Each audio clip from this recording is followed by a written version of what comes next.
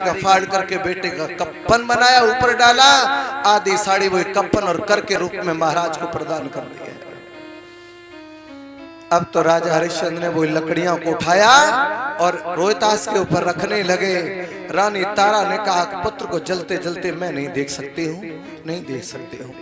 आज पेटीकोट है, ब्लाउज है, बाल भी बिखरे पड़े हैं। आज पुत्र को ना जलता देख करके रानी तारा ने वहां से भागना शुरू किया।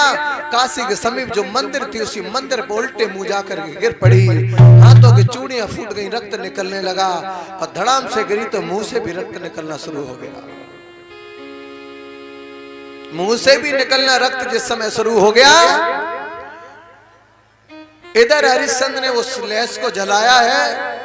जलाने के बाद राजा हरिश्चंद्र इधर से घर के लिए चले और इधर रानी तारा मंदिर में पड़ी है। विश्वामित्र ने काशी की गलियों में आवाज लगा दी, काशी के लोगों सावधान। बोले क्या हुआ? बोले काशी में एक डाहन आई है जो छोटे छोटे बच्चों का खून चूस लेती है, खून चूस लेती है।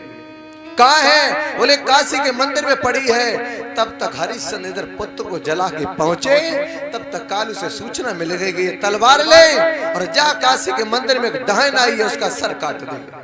हरिश्चंद्र समझ गए अब ये अपने पुत्र को जला के आए, अब मुझे कोई और नहीं काटना पड़ेगा, मुझे अपनी पत्नी काटनी पड़ेगी। धन्य है मेरा जीवन, दुर्भाग्य है, दुर्भाग्य है।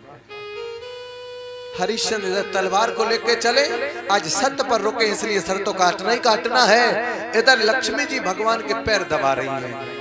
तब तक लक्ष्मी जी की नजर उस काशी के मंदिर में पड़ी तो देखा हरिश्चंद्र सत्य पर रुका। लक्ष्मी जी ने भगवान के हाथ जोड़े, प्रभु अगर तुमने जरा सी देर लगाई तो हरिश्चंद्र सत्य पे तारा का सर काट देगा, इसलिए प्रभु हम तुम्हारे पैर छू रहे, तुम भाग करके चले जाओ। भगवान उधर से भागे और इधर हरिश्चंद्र मंदिर में पहुंचे, तारा के केस पकड़ के उठाया। तारा तू? हाँ। अरे तेरा बेटा मर गया है तो दूसरे के बेटों का आहार करने लगी है तू, हैं? अब तुझे मैं जिंदा नहीं छोड़ूंगा। हरिश्चंद्र ने म्यान से तलवार निकाली है और जैसे ही पूरी ताकत लगा करके तलवार गर्दन में मारने के लिए चले, मुरलीधर माधव बीच में ही प्रकट हो गए, तलवार को पकड़ लिया। ठहर जाइए हरिश्चंद्र।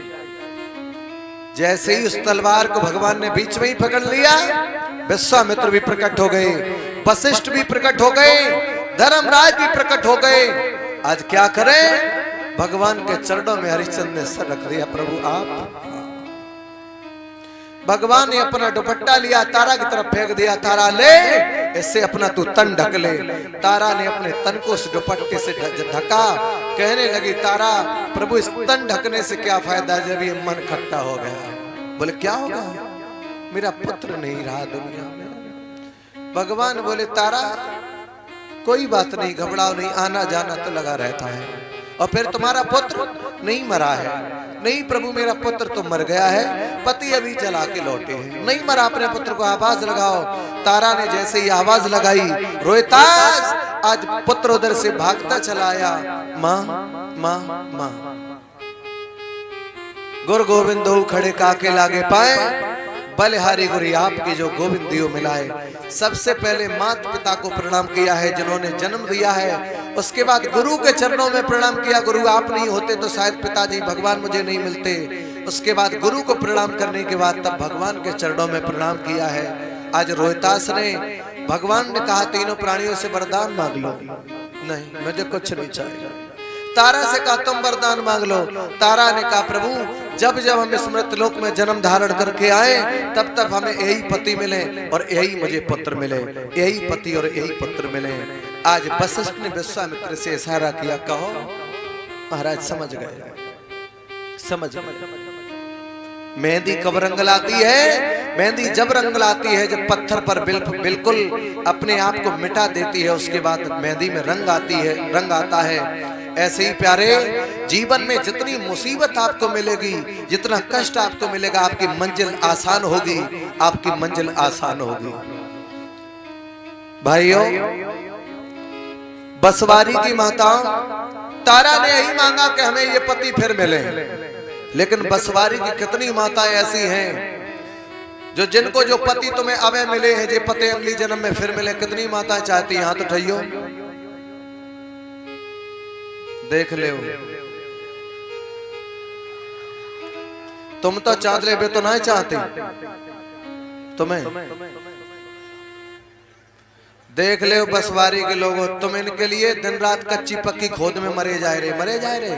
काऊ ने हाथ उठाओ, बेजा कह रही जाई जन्म में ब्याह होएगो, हम जाई से पके बैठे हैं, तुम अगले जन्म की बात और कर रहे हो। ये कथा है। कोई नहीं चाहता कि हमें जो पति दोबारा मिले हैं? भगवान मालिक है। और इसी बीच में हमारे करीब 101 रुपए रिंकू यादव आदमपुर उम्मीद और ये जेसीबी और ड्राइवर है, इनकी तरफ से हमारे करीब 101 पुष्पमुद्राएं भगवान के चरणों में अर्पण की हैं। और मास्टर साहब के छोटे भ्राता डंपी यादव जो आदमपुर से पधारे हैं, उनकी तरफ से है। और ये 101 पुष्पमुद्राएं हमारे करीब आई हैं और इनकी फरमाइश है एक भजन।